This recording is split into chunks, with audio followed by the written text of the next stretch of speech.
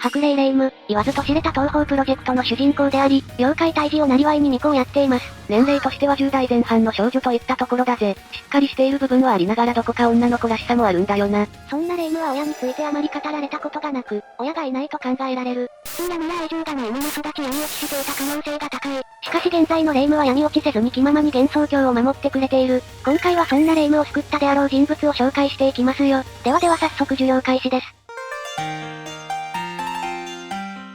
それではまずはじめに、白霊霊夢とはどんな人物か紹介していきましょう。一言で言うと、主人公らしからぬ最高の主人公ですね。矛盾しているようだがその通りだよな。霊夢というと少女漫画でいそうな可愛らしいか弱い女の子、というのは冗談で、目の前に妖怪がいたら手当たり次第ぶん殴るというジャイアンも青ざめる恐ろしい巫女さん。制作者からも一番ラスボスらしいキャラと言われているしな。しかし根はまっすぐでなんだかんだで困ったものは神社に止めてあげたりといい子なんですよ。例えば、月から不時着した霊線を1ヶ月ほど止めてあげたり、誰も引き取らない貧乏神のより神シオンも止めてあげたりしていますね。ツンツンしてるけど、優しい部分も持ち合わせているんだよな。そんな霊夢に心を打たれちゃった人は多いでしょう。もちろん私もその一人です。好きすぎて、霊夢そっくりのコスプレを毎日しちゃってますよ。それコスプレだったの？素の部長を見てみたいぜ。素だと誰のがれ明美にと言われます。いや盛りに盛りすぎでしょ。仕事に関しては全然しっかりやっていないようで、なんだかんだ気ままに解決していますよ。漫画作品を見るとわかるんだが、意外にも人里でも霊夢がいれば安心のような風潮が書かれているよな。強い妖怪からはこのような性格が好まれていて、例えば鬼の四天王であるスイカも気に入られています。神社にいびり立っていることが多くあるらしくそのせいで人が来ないという悪循環を作ってしまってます。こういうのが可愛すぎるんだよな。ところで強い妖怪がいるってことは霊夢にとって危険じゃないのか？確かにそう思っちゃうんですが、強い妖怪ほど逆に人間をちまちま襲いません。というのは、人間を襲っていなくなれば妖怪としての存在も危うくなるので、強い妖怪ほどそれを理解していて襲うことはないんですよ。口調に関しては、ああだったり、雑魚が生きがってんじゃないわよ、など少女らしからぬ口調の悪さですが、たびたび何々だもんみたいな可愛らしい口調も使ったりと、ギャップありで可愛すぎますよね。まあ、ゲーム中は異変最中だから戦闘モードに入っていて、あんな口調になるというのもあるがな。そうですね、漫画作品ですと、可愛らしい表情がたびたび見られます。そんな魅力たっぷりで元気で誰からも愛される霊夢なんですが、親がいないのになぜここまでしっかり者になれたのか、疑問になりませんか？確かに、霊夢ぐらいの10代前半の女の子だったらまだまだ親に甘えてる年頃だよな。ちなみに霊夢の親についてはほぼゼロに近いほどの情報量ですね。ただ霊夢の口から親について語られたことがあるんだよね。親がいなければ、誰からも愛されず育つことになり、闇落ちしていた可能性が高い。正直か飯塚あたりまではかなり乱暴で、ギリギリぐらいだったもんな。そんな親のいない霊夢がなぜダークサイドにならずにみんなから愛される巫女さんとなれたのか。それは家族とも同然のように霊夢を愛してくれた人たちがいたから。それではまずはじめに紹介する、霊夢を救った人物一人目は、親友とも、兄弟とも言える霧雨マリサです。霊マリはやはりベストカップル。この二人を崩せるのはゾロとサンジぐらいでしょう。いやその二人そんな仲良くないよね。マリサは霊夢と似たような境遇にある子。親父と疎遠になって自分の目指すものに全うしているって感じだよな。霧雨マリサの両親の人間像について語られていることはほとんどない。わかっていることとしては人里で名のある道具であり、あと小鈴、阿久あたりと仲が良かったはずです。そして森近凛之介を弟子にしていることだよな。大人らしい凛之介が指示していることから悪い人ではないと思われますね。まあ年頃の女の子が家出とかするなんてよくある話だもんね。わかりますよ。私も色々ありましたがたくましく育ちました。いや未だ脳内レベル13歳だよ。ウィン版でのマリサと霊夢の出会いはよくわかりませんが、仲の良さは本物。マリサが神社を訪れるのが基本ですが、霊夢は特に嫌がるなんてことはないですね。公式的に一緒に神社で朝ごはんを取るぐらいの仲だもんな。彼女たちは兄弟も当然だよ。でもそれ以上の展開も期待ですよね。霊夢、実はお前のこと。ギャー。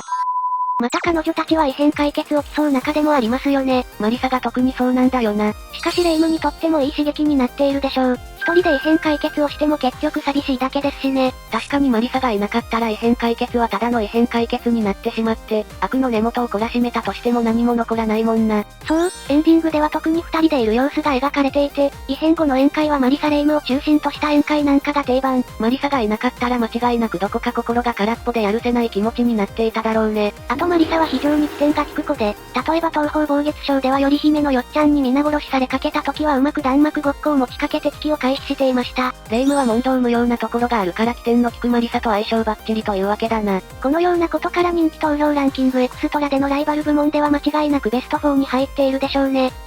まあ1位はかなこ様とよっちゃんペアでしょう。そのペアハフグーランキングのライバル関係でしょうが。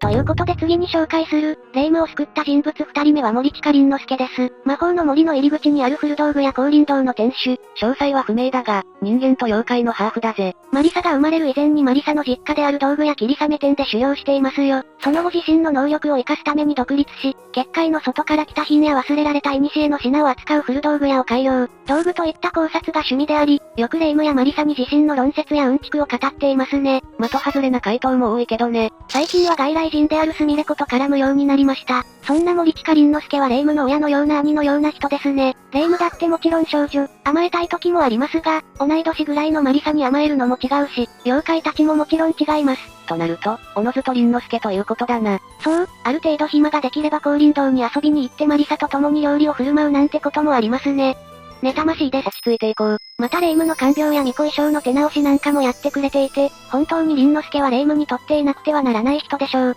そういうお世話をやってくれる人なんて親のいない霊夢にとって貴重な人物だもんね。ちなみに恋愛事情については、私派ないと信じたいですね。信じたいってなんだよ。東方ステーションでも考察されていましたが、倫之助は妖怪の部分もあり長生きするので、霊夢は近所によく遊びに来る女の子程度なのではと。ちなみに霊夢の方はわかりませんが、霊夢の倫之助に対する信頼度は高く、巫女服の修繕中に倫之助の服を勝手に着るといったこともしていますね。また霊夢は他人を呼び捨てもしくはあんた呼ばわりすることが多い中で、珍しく彼のことは倫之助さんと呼んでいますね。また倫之助も膝の上に乗せてあげたりと、かなり仲がいいことがわかるな。そうですね。妬ましくなるんでここまでにしましょう。いやどんな締め方なんだよ。それでは次に紹介するのは、9割この人のおかげである上白沢慶音。みんなが愛する銀髪先生。ただ慶音先生と霊夢って原作では珍しい組み合わせだよな。一見慶音と霊夢はあんまり接点がないように見えますが、慶音の存在は本当に計り知れません。慶音は普段は人間の姿ですが、満月を見ると白沢に変身するは白沢。半人半妖でありながらも人間を愛し、常に人間側に立って行動しているようです。また人間の里で子供たちのために寺子屋を開いているんだよな。このことからも面倒見がいい人だということがわかりますよ。そんな慶音曰く、本当なら巫女の方がもっと人里で自分の仕事ぶりをアピールするべきなのだが、あの巫女は仕事をしてもあまり人間に伝えようとしない、あろうことか妖怪とも仲良くしてしまっている。そのため神社はすでに妖怪に乗っ取られたという者もいるほど、つまり霊夢の行動は、人里の人間がさらに恐怖に怯えてしまう状況を作ってしまっているわけか。そのバランスを取る役目を霊夢に代わってあげているのが、人里で寺子屋を営む慶音先生。めちゃくちゃ重要人物だな。そう、どちらかというと人間に非協力的な霊夢の代わりとして慶音先生が人間の味方となって幻想郷のバランスをとっているということですね。彼女がいなければ人里は混乱していて幻想郷も危うかった可能性が高い。このように裏方として霊夢にとっていなくてはならない人物ですよ。そして霊夢は慶音に対してどう思っているのかについてなんですが、鈴名庵にてある調査のために慶音のところを訪れたのですが、あの霊夢が頭を下げていてかなり敬意がある様子なのがわかりますね。どちらかというと上から目線なことが多い霊夢が頭を下げるなんて珍しすぎるな。このことから霊夢も自覚がないわけでないようで、人里は慶音に任せている様子です。ちょっと意外な人物だったが超重要なキーキャラだったんだ。これは面白い情報だったよ。これで慶音と霊夢という新たなカップリングができてほしいですね。慶音先生に恋してしまった生徒の霊夢という感じの恋バナなんていう同人誌なんかも出てほしいですよ。さて霊夢を救った人物4人目は、鬼の四天王である伊吹スイカです。この二人の関係好きすぎるよ。霊夢のちょっとおっかないおばあちゃん的な存在といったところでしょう。伊吹スイカは言わずと知れた鬼の四天王。可愛い見た目とは裏腹にあの天狗たちを部下にしていたという鬼上司。東方水無双で霊夢の力と裏表のない人柄を見込み霊夢のところにいびり立っていますよ。まずスイカが霊夢を助けた場面としては東方奇想天での話。これはスイカがいなかったらマジで霊夢はダークサイドにいただろうな。東方奇想天では奇想天がいなことに地震で神社が崩壊。住むところがなくなったということからマジでヤバい事態だよね。誰もがやるせない気持ちになるような大事件で、実際に霊夢の目からは涙が出ていました。それを救ったのがスイカばあちゃん。なんと元上司だった力を使って天狗たちに白霊神社の再建を手伝わせて、スイカ自らも再建に協力したという感謝しかない出来事がありました。めちゃくちゃ感動するけど未だに天狗を従えれるって考えると、当時のスイカの恐ろしさがわかるぜ。他には東方水長課にて、霊夢が豆を使ったデタラメなイベントを開催して、信仰者に被害を出すところでした。豆をちゃんと炒めててなくて、食べた人が食中毒を起こす危険性があったんだよな。なんとそんなイベントが始まろうとした時にスイカは自分が人里の人間から嫌われるのを覚悟でそのイベントを崩壊してくれました。もはやナイター赤鬼じゃん。霊夢が赤鬼でね。このように自分を犠牲にしても霊夢を助け舟を出すなんてこともありますね。こんなのもう赤の他人がやるような行為じゃないもんな。スイカばあちゃん好きすぎるぜ。そんなこともあって、日頃はちょっと勝手に飲んだくれていて鬱陶しいこともあるでしょうが、一番大切なところで助けてくれる祖母的存在ですね。このことからも霊マリに次ぐ名カップリングだよな。もちろん霊夢もそんなスイカのことを嫌いになるはずもなく、通常人間の里に妖怪の出入りは禁止にもかかわらず簡単に見逃していて、なんだったら神を言ってあげて、ツインを団子ヘアにすることで、人里でもバレないようにしてあげてますよ。言葉では出さないけど、二人とも信頼し合っている感じがするな。まさに家族も同然といったところですよね。こうやってあまり表に出さない東方キャラの中の良さを調べるのも面白いところですよ。次に紹介するのは、実質霊夢の母親である社名丸綾です。カラス天狗の綾が実質霊夢の母親ってどういうこと？実は彼女は霊夢のもう一人の裏方といったキャラ。社名丸綾は霊夢を見守る一人ですね。時には手助けもしています。例えば東方反則探偵悟り。この頃の霊夢は怨霊という歴代でも凶悪な異変の根源に追われていて、珍しく霊夢も家に閉じこもってしまったんだよな。その頃人里も大混乱になりかけていたのですが、さすがは頭の回転も早い綾。閉じこもった理由が白霊の巫女がやられたのではないかという噂になれば、人里はさらに大混乱になるので、神社でぐうたらしているという嘘の記事で混乱を抑えるなんてこともしていました。霊夢が閉じこもっている本当の理由は、怯えているからなんだけど、記事の嘘の情報を流すことで、混乱を避けることができたってことか。妖怪側で見るとそこまでするような話でもないにもかかわらず、わざわざ霊夢のために救っている感じがあるね。そんな綾を後で殴ろうとするのですが、その後も、ついに霊夢がやる気になった時はほっとしたような顔を見せていて陰ながら見守っている感じがあるんですよ。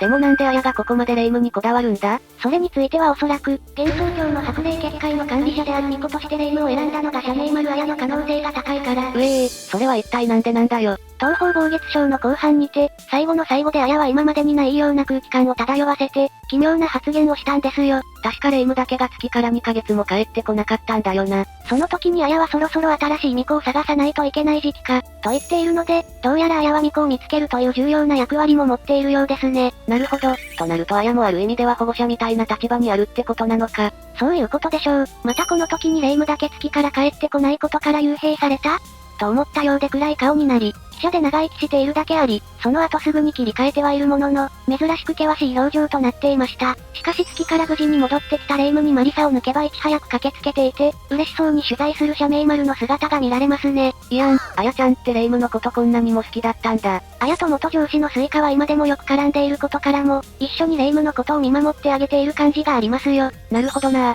こうやって見ると、霊夢ってかなりかわいそうな子だと思っていたが、たくさんの長生きしてきた妖怪に見守られてきたんだ。本当にその通りですよ。霊夢もすくすくと妖怪らしくなりましたしね。人間から妖怪になるのは大罪でしょ。さてさて次に紹介するのは、忘れてはならない茨河川の主人公で霊夢の姉的存在の茨城河川です。霊夢のベストカップリングは河川っていう人も多いだろうね。最近は妖怪に対してもある程度温和に見るようになるという成長を感じられる霊夢。そんな妖怪に対しての考えを改めさせたのが、この仙人である河川です。さすがは説教は甘くない仙人。霊夢は妖怪ならば手当たり次第ボコるという危ない考えを持っていました。実際本を読んでいただけの時こうボコって本を奪うというジャイアン顔負けの乱暴さだったよな。しかし今ではあのフランも強欲異分にて丸くなったと言っていますね。また漫画、東方地霊記伝では、フランが世に霊夢に対して悪意を感じたと言っていて、高魔教時点ではやはりどこか危険性も持っていたことがわかりますね。マジか、あの霊夢にも悪意があったのなんて驚きだぜ。となると仙人の河川に出会わなかったら非常に危険だった可能性が高いな。そして河川は、白霊の巫女が妖怪退治を生業としている事実を否定的に語ったことはないですが、妖怪であっても理由もなく退治することに対しては反対していました。また、幻想郷の妖怪が妖怪本来の恐ろしさ等を持っていない点を、平和でいいことだとしています。妖怪の中には争いを望まない者がいたっていいじゃないですかとも語っていて、人妖が平和的に共存、もしくは住み分けができる状態を望ましいと考えているようですね。そんな河川と出会い、事件を通して霊夢は妖怪に対して改め始めたのです。変わっていないようで、どこか根本的なところはしっかりと成長しているんだな。そのためか東方神秘録ではズンさんも言うように巫女らしくなったと言っていますよ。ちょうど東方神秘録では河川がゲームで初登場していて、ストーリーのメインキャラでもあるから霊夢の成長とつながりを感じさせられるよ。また日常面でも色々教えてあげていて、河川は料理に長けているのですが、霊夢に教えてあげるなんてこともありました。他にはデタラメな進行をしていた時も叱ってくれたなんてことがあったな。このように河川は霊夢にとって、珍しく叱ってくれる人でもあり、生活面でも教育者でもあるいいお姉さん的存在ですね。親のいない霊夢にとって絶対必要な人物だぜ。このことからもカップリングとして高い人気がありますよ。前回の人気投票 EX でも人気が高い組み合わせだったしね。なんといっても、脇見こと先輩にかなう魅力はありませんよ。それだと人気投票 SEX になっちゃうでしょ。ということでラストに紹介する霊夢を救った人物は、霊夢の母、お姉様的存在の八雲ゆかりです。ちゃんと言わないと隙間送りにされますよ。困ったちゃんな八雲ゆかりなんですが、霊夢のことをかなり好いていますよ。東方地霊伝の心を読める悟りのセリフでもわかる通り、霊夢本人も信頼しているようだしな。これを聞いた時のゆかりは嬉しくてニヤニヤしてそうですね。まず八雲ゆかりはある目的のためもありましたが、白霊の巫女らしく霊夢に神下ろしの能力を伝授していますね。他には、東方栄夜章、東方地霊伝、東方憑依花といった危険度や難易度が高い異変の時には霊夢についてあげることもしばしば見られますよ。ゆかりママ素敵すぎるぜ。こらこら、お姉さんとおっしゃい。霊夢の実力も認めていて、霊夢にエコひいきするように霊夢なら簡単に退治できるでしょうと言っていますよ。ゆかりってそんなにも霊夢のこと好きだったんだ。つかみどころがないからわかりませんでしたが、改めて見ると、普通に自分の子が大好きな母親的なキャラですね。それは霊夢も信頼して彼女と共に異変を解決できるわけだ。ただ、つかみどころがないことから、霊夢は異変の根源だと思ってしまう時もしばしばありますが、白霊の巫女と妖怪の賢者、